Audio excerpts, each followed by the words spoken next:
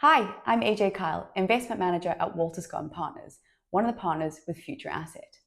Today, I'm here to tell you a little bit more about how you can approach the financial section of the competition. You don't need any fancy maths, just a few helpful checks to see if your company is in good shape. So the first thing you want to do is get a document that's going to be really helpful for the whole part of this, and that's called the annual report, which I'll show you here. So what you want to do is you want to get to the investors part of the website for your company.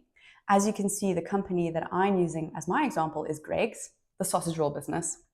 And if you go into the investor part of the website, you want to look for something called annual report.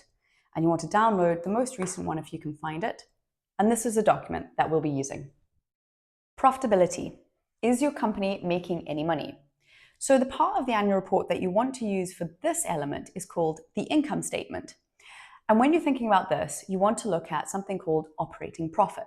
So essentially, once a company has sold all of their products and they've taken away all of the costs used to make that product, how much money do they have left? So when you think of Greggs, once they've sold all of their sausage rolls, their pastries, their bakes, and they've taken up costs like the flour, the water, people that work in their shops, the vans that deliver all of the sausage rolls to the shops, how much money do they have left? So if we have a look at the income statement in the annual report, you can see that Greggs made revenues of £2 billion, so that's from selling all of their sausage rolls, and then they made operating profit of £200 million. So you can see that Greggs is a profitable company. Now, if your company is not profitable, what you want to be doing is asking why. And there are sometimes some common reasons why that might be. First one might be perhaps their product is too expensive to make. Or perhaps they're investing quite a lot. So they might be making money, but they're spending that money on things like marketing, advertising, maybe research.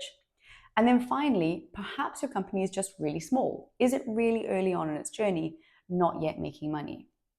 And that's okay, but what's really important is understanding what's the trend, what's it doing over time. So do you think that there is a good case that your company is losing less money and maybe in the future might actually be a profitable company?